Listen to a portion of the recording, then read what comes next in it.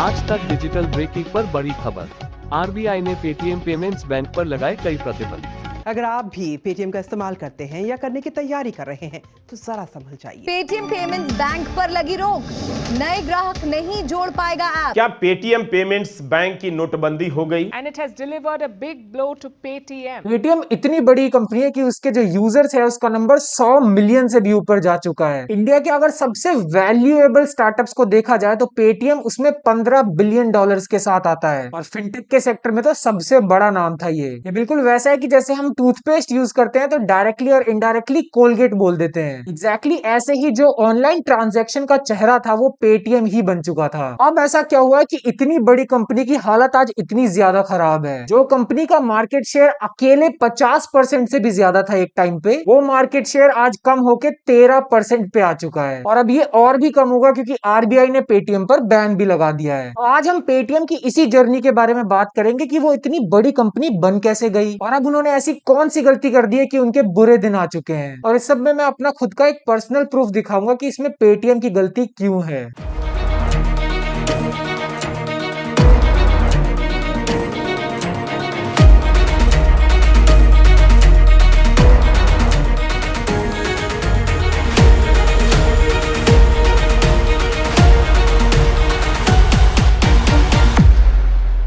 Paytm को समझने के लिए हमें उनके फाउंडर विजय शेखर शर्मा की कहानी को समझना बहुत ज्यादा जरूरी है। इनकी कहानी काफी हद तक वैसी है जैसी आपने बहुत फाउंडर्स की सुनी होगी। विजय शेखर शर्मा का जन्म अलीगढ़ जैसे काफी छोटी सी जगह पे हुआ था। ये एक मिडिल क्लास फैमिली से आते थे और उनके पापा एक टीचर थे, लेकिन पढ़ाई में बचपन से ही विजय शेखर शर्मा बहुत ही ज्यादा स्मार्ट थे। बट प्रॉब्लम ये थी कि उन्होंने अपनी सारी की सारी पढ़ाई हिंदी मीडियम से करी थी। बट इस प्रॉब्लम के बाद भी उन्होंने हिंदी की किताबों को साथ में लिया और इंग्लिश ट्रांसलेशन को भी साथ में उठा के पढ़ना शुरू कर दिया, जिसके बाद उन्होंने एक बहुत ही अच्छे इंजीनियरिंग कॉलेज में एडमिशन भी ले लिया। कॉलेज पहुंचते उनकी पढ़ाई बर्बाद होने लगी, उनके ग्रेड्स बहुत बुरी तरह नीचे आना शुरू हो गए। तो उसके बाद उन्होंने डिसाइड किया कि भाई अब मैं कॉलेज नहीं जाने वाला। और क्योंकि उनका इंटरेस्ट बिजनेस और एंटरप्रेन्योरशिप में था, इसीलिए उन्होंने कोडिंग वगैरह करना शुरू कर दिया। इसके बाद वो काफी सक्सेसफुल भी रहे। उन्होंने एक वेबसाइट बनाई indiasite.net के नाम से। कि आज के टाइम पे आपको छोटी बात लगेगी, वो एक सर्च इंजन ही था, लेकिन उस समय पे सर्च इंजन काफी नए थे और ये बहुत बड़ी बात थी ऐसा कुछ बनाना। इसीलिए उनके इस वेंचर को एक अमेरिकन कंपनी ने खरीद भी लिया $1 मिलियन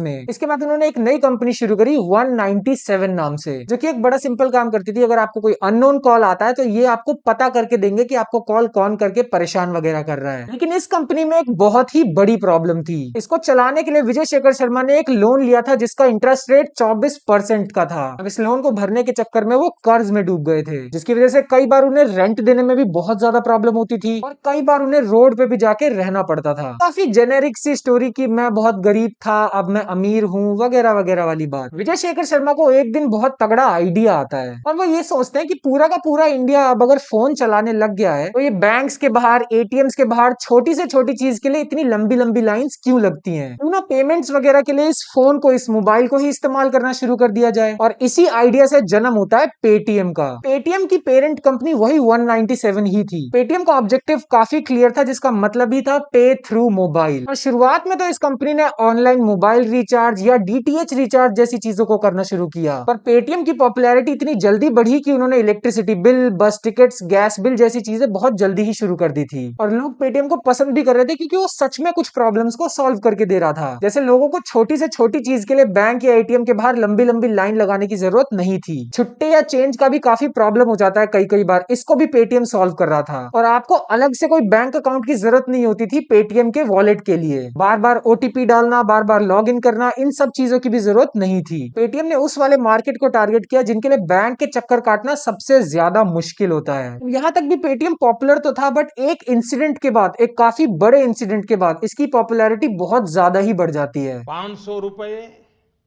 और 1000 रुपए के करेंसी नोट लीगल टेंडर नहीं रहेंगे। ये मुद्राएं कानूनन अमान्य होगी। जैसे ही इंडिया में डीमोनेटाइजेशन हुआ, 500,000 के नोट बंद हुए, पेटीएम ने इसको अपॉर्चुनिटी की तरह देखा और अगले ही दिन बहुत बड़ी बड़ी एड छाप दी पेपर्स में और साथ ही साथ अपना भी प्रमोशन कर रहे थे कि अब एटीएम नहीं पेटीएम करो। और इसका रिजल्ट एज एक्सपेक्टेड पेटीएम को हद से ज्यादा फायदा हुआ इस चीज का। और पेटीएम का खुद का कहना था कि जैसे ही पीएम मोदी ने अनाउंसमेंट की थी डीमोनेटाइजेशन की, उनके ऐप पे जो ट्रैफिक था वो 700% से बढ़ गया था। जो ट्रांजैक्शन हो रही थी वो 2.5 मिलियन से 5 मिलियन, 5 मिलियन से 7 मिलियन तो एक हफ्ते में ही हो गई थी। यहाँ तक कि ई वॉलेट में जो पैसा लोग रख रहे थे वो पैसा भी 1000% से ऊपर बढ़ गया था। जैसे दुकानों में लगे हुए जो स्पीकर्स होते हैं पेमेंट करते ही जो आवाज करते हैं, अगर फोन पे वालों ने वो स्पीकर्स 30 लाख से ज्यादा लगा दिए थे तो पेटीएम ऑलरेडी 75 लाख स्पीकर्स लगा चुका था। तो फिर चाहे क्यूआर कोड की रेस हो या फिर अगर पेटीएम फास्टैग की रेस हो या फिर पेमेंट के जो स्पीकर वाले बॉक्सेस होते हैं, हर एक चीज में पेटीएम बाकी कंपनी से बहुत ज्यादा आगे निकल चुका था। सिंपल शब्दों में पेटीएम फिनटेक के सेक्टर में अनडिस्प्यूटेड किंग बन चुका था और उस समय तक बाकी कंपनीज पेटीएम के सामने बच्चे जैसे ही थे। और अगर इतना ही इनफ नहीं था तो इसके बाद भी बहुत बड़ी बड़ी चीजें हुई पेटीएम के साथ। चाइनीज बिजनेस के बहुत बड़े प्लेयर जैक मा, उन्होंने भी पेटीएम में $177 मिलियन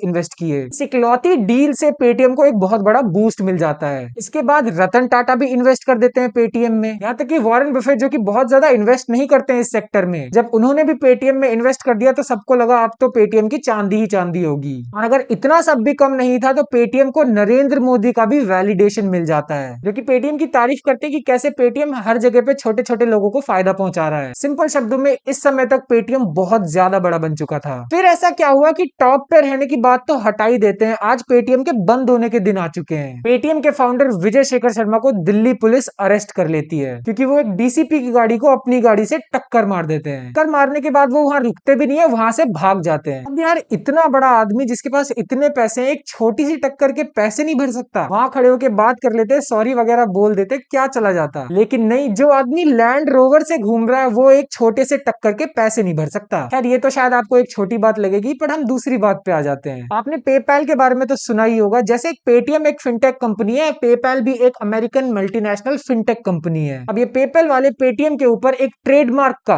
केस कर देते हैं। इनका कहना यह है कि दोनों ही कंपनीज का नाम पे से शुरू होता है, दोनों के ही लोगोज में जो कलर कॉम्बिनेशन है वो एग्जैक्टली सेम है, और इन सब में सबसे बड़ी बात, दोनों ही कंपनीज का काम ऑनलाइन पेमेंट और ट्रांजैक्शन है। तो पेपैल का कहना यह था कि यार हमारी इंडिया में पॉपुलैरिटी तो है नहीं, इसी चीज को देखते हुए पेटीएम ने हमारा लोगो चुरा लिया। और फिर से शायद आपको ये छोटी बात लगे, बट इतनी बड़ी कंपनीज के लिए लोगो उनकी पहचान होती है। ऐसे कोई किसी का भी लोगो ऐसे कहीं से भी उठा नहीं सकता। बट आप सोचोगे कि यार पेटीएम के डाउनफॉल में इन छोटी मोटी बातों का क्या लेना देना। रियलिटी ये है कि ये छोटी छोटी बातें ही इंडिकेट करती हैं एरोगेंस को। Make more money by making more money.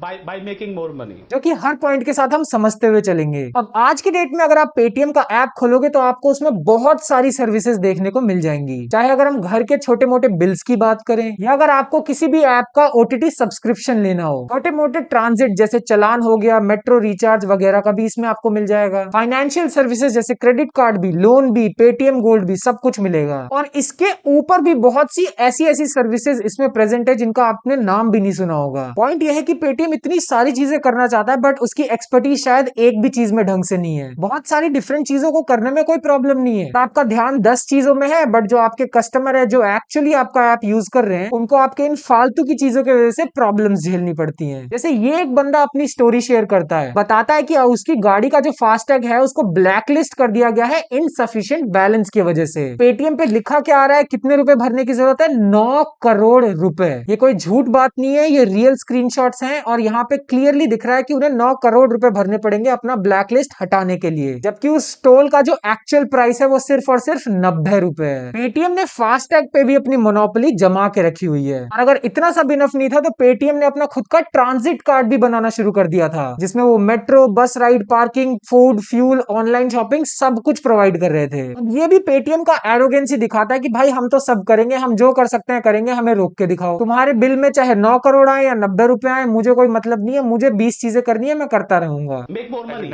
by making more money.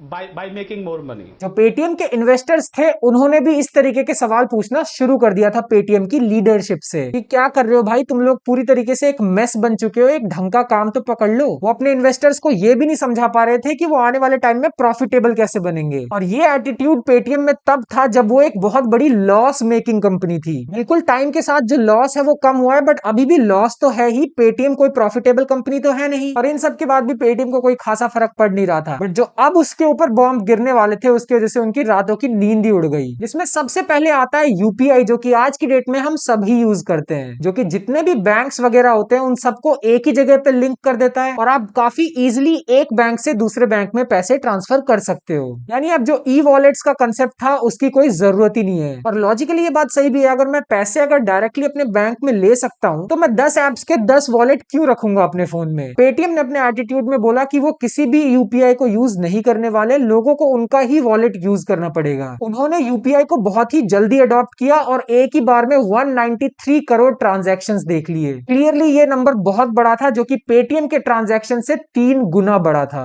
और देखते ही देखते फोन पे ने 47% मार्केट को एक्वायर कर लिया था और पेटीएम अपने एरोगेंस के चलते बहुत पीछे रह गया, 13% ही रह गया उनके पास। बाद में पेटीएम ने यूपीआई को अडॉप्ट कर लिया, बट जब तक उन्होंने ये बात समझी काफी लेट हो चुका था। और अभी भी पेटीएम को लग रहा था कि कोई बात नहीं, हमारे पास अभी भी बहुत तगड़ा एक कंज्यूमर बेस है और साथ ही साथ बहुत ही बड़ा एक मर्चेंट्स का बेस भी है, जो कि ऑफ कोर्स बाकी कंपनी से अभी भी काफी ज्यादा बड़ा था। और इस सपने को भी मिनिस्ट्री ऑफ फाइनेंस तोड़ देती है। वो एक नया अकाउंट एग्रीगेटर नेटवर्क लेकर आते हैं, जो कि एक फाइनेंशियल डेटा शेयरिंग सिस्टम था। तो अगर हम सिंपल शब्दों में समझने की कोशिश करें तो सारे इंस्टीट्यूशंस एक दूसरे का फाइनेंशियल डेटा देख सकते थे। यानी गूगल पे, फोन पे, पेटीएम का, यानी हर कोई एक दूसरे का फाइनेंशियल डेटा देख सकता था, जिसकी वजह से एक ही झटके में पेटीएम का एडवांटेज पूरी तरीके से बर्बाद हो गया। बट इन सबके बाद भी चीजें रुकने का नाम नहीं ले रही थी। पेटीएम के बुरे दिन आ चुके थे। पेटीएम अपना आईपीओ लेकर आता है, जिसका मतलब है वो एक प्राइवेट कंपनी से पब्लिक कंपनी बनने जा रही थी। और उन्होंने अपने एक एक शेयर का प्राइस 2150 रुपए रखा, जो कि एक बहुत ही बड़ा नंबर होता है। एक शेयर 2000 से भी ऊपर का था और पूरे के पूरे इशू का जो साइज था वो 18,300 करोड़ रुपए था। अगर सच्चाई देखी जाए तो ये पेटीएम का आईपीओ 18,300 करोड़ की वैल्यूएशन पे लगाया गया, ये पूरी की पूरी तरीके से एक स्कैम ही था, क्योंकि पेटीएम एक लॉस मेकिंग कंपनी थी। अभी तक भी उन्होंने प्रॉफिट बनाना शुरू नहीं किया था और इसी चीज को पेटीएम के जो बड़े प्लेयर थे वो समझ चुके थे। इसीलिए उन्होंने अपना स्टॉक लिया, बेच के बाहर निकलना शुरू कर दिया, जिसमें जैकमा का भी नाम आता है, जो कि एक बहुत बड़ा शेयर बेच के बाहर निकल चुके थे। और शुरू से ही क्लियर था कि जो पेटीएम की वैल्यूएशन है एक बहुत ओवर इन्फ्लेटेड नंबर है। अगर ग्लोबली भी बात करें, जो प्रॉफिट मेकिंग कंपनीज होती है वो अपने अर्निंग्स का 9 टाइम लगा के करती है। पेटीएम एक तो लॉस मेकिंग कंपनी भी थी और उन्होंने अपनी वैल्यूएशन 50 गुना लगा दी थी। यानी प्रॉफिट बनाने वाले 9 गुना लगा रहे हैं और ये लॉस बना के दे रहे हैं, तब ये 50 गुना लगा दे रहे हैं। Make more money by making more money.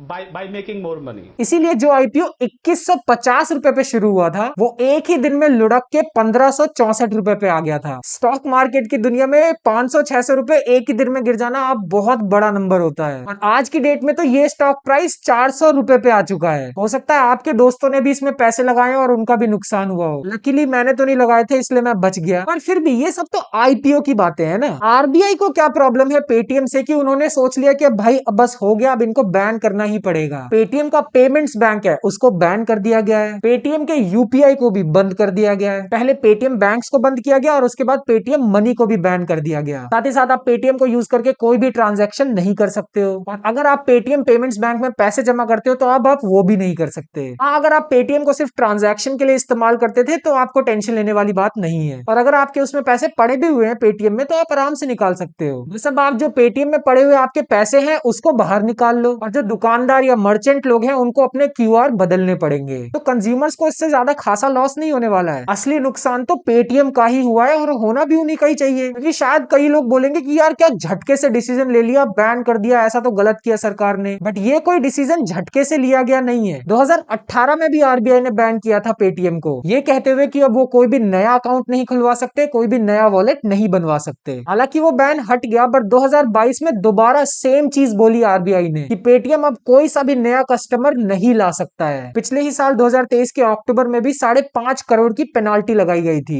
अभी रिसेंटली जनवरी में भी जो पेटीएम के फास्टैग्स हैं उनको भी बंद कर दिया गया। ऐसा नहीं है कि आरबीआई ने एक सेकंड में सोचा चलो पेटीएम को बंद करते हैं और उन्होंने बंद कर दिया। 2018 से ही काफी चीजें होती आ रही हैं जिससे आरबीआई काफी ज्यादा परेशान था, या हम ऐसा कह सकते हैं आरबीआई बहुत ज्यादा गुस्सा था पेटीएम बैंक्स के ऊपर। सबसे पहली बात तो ये कहा गया कि बहुत से पेटीएम बैंक के जो अकाउंट्स हैं उनको सही से खोला नहीं गया है। अगर किसी कस्टमर ने केवाईसी करवाई है तो ऑटोमेटिकली ही उसका पेटीएम बैंक्स का अकाउंट खोल दिया गया, और ये चीज डिफॉल्ट में हुई है, किसी ने मांगा नहीं था वो अकाउंट, वो अपने आप ही खोल दिया गया। अब ये एक स्कैम नहीं है, बट अगर मैं किसी चीज की डिमांड नहीं कर रहा हूँ, मुझे कोई खाता नहीं खुलवाना, तो आप मेरी परमिशन के बिना कोई अकाउंट कैसे खोल सकते हो। यूट्यूब पे और ऑनलाइन बहुत सी ऐसी स्कीम्स आने लगी कि अगर आपको पेटीएम एजेंट बनना है तो आप बहुत आसानी से बन सकते हो। एक दिन में आप 1200 रुपए कमाओ, महीने में 30,000 40,000 आराम से कमा सकते हो। और इसमें होता वही था, एक एजेंट जाता था और किसी के भी अकाउंट में केवाईसी करके उसका अकाउंट खोल देता था, जिसकी वजह से उन्हें पर अकाउंट पे 50 रुपए मिलते थे। अब आप कहोगे यार ये भी कोई बहुत बड़ी प्रॉब्लम वाली बात तो है नहीं, पर सच्चाई ये है कि इन सब चक्करों की वजह से हजारों से ज्यादा अकाउंट्स खोल दिए गए और सारे के सारे अकाउंट्स एक ही पैन पे खुले हुए थे। और इस चीज पे तो मैं अपना पर्सनल प्रूफ भी आपको दिखा सकता हूँ। अब जैसे ये मेरा खुद का पेटीएम अकाउंट है, इसमें आप देख सकते हो कि नाम लिखा हुआ है जय मंगल। अरे भाई ये है कौन? मेरा नाम जय मंगल नहीं है। ऑल्दो इस चैनल पे अभी तक मैंने अपना खुद का नाम नहीं बताया है, मेरा नाम जय मंगल तो नहीं है, तो ये किसका अकाउंट खुला हुआ है मेरा अकाउंट से? वो भी मेरी परमिशन के बिना ही केवाईसी वगैरह कर दिया, पता नहीं किसका। जब मैं केवाईसी करवाने गया था तो वहां वो बोलते हैं कि यार आपका केवाईसी तो पहले ही हुआ है, और इसीलिए इसी पॉइंट से मैंने पेटीएम को यूज करना बंद कर दिया था। आगे बढ़ते हुए आपको ये वाला इंसिडेंट तो याद ही होगा जहां चाइनीज एप्स को बैन कर दिया गया था इंडिया में, जिसमें दो सबसे बड़े नाम पबजी और टिकटॉक भी थे। Suddenness,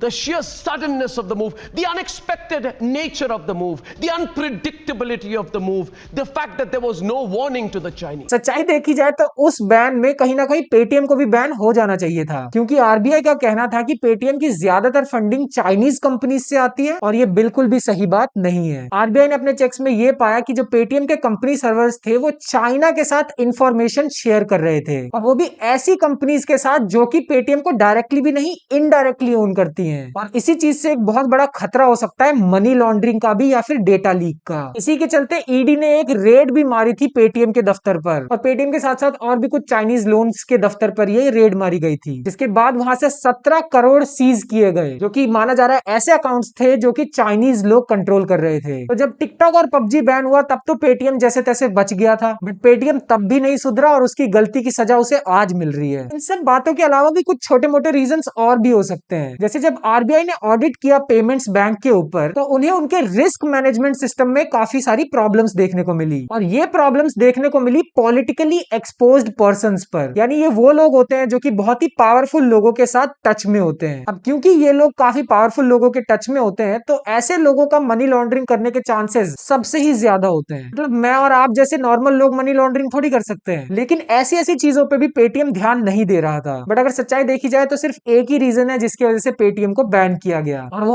एक्चुअल प्रॉब्लम है नॉन कंप्लायंस। बात यह है कि आरबीआई कई बार वार्निंग दे चुका था पेटीएम को। पेटीएम के लीडरशिप को भी ये बात समझनी चाहिए कि अगर आपने कुछ गलत नहीं किया तो ऑडिट हो जाने दो, चेकअप हो जाने दो। पर इन चेक्स में भी वो बहुत ज्यादा परेशान कर रहे थे आरबीआई वालों को, और सही से रिस्पॉन्ड नहीं कर रहे थे। तो 2018 में शुरू हुई चीज इतने लंबे टाइम तक खींची, और 2024 में उन्होंने सोचा बस अब बहुत हो गया। अब हो सकता है आने वाले टाइम में और भी चीजें पता चले कि आरबीआई ने ऐसा एक्चुअली में क्यों किया। और ये थी पूरी की पूरी पेटीएम की कहानी कि कैसे वो ऊपर गए और कैसे वो नीचे आए। आपका भी कोई पर्सनल एक्सपीरियंस होगा अगर पेटीएम के साथ, तो कमेंट्स में लिख के जरूर बताओ।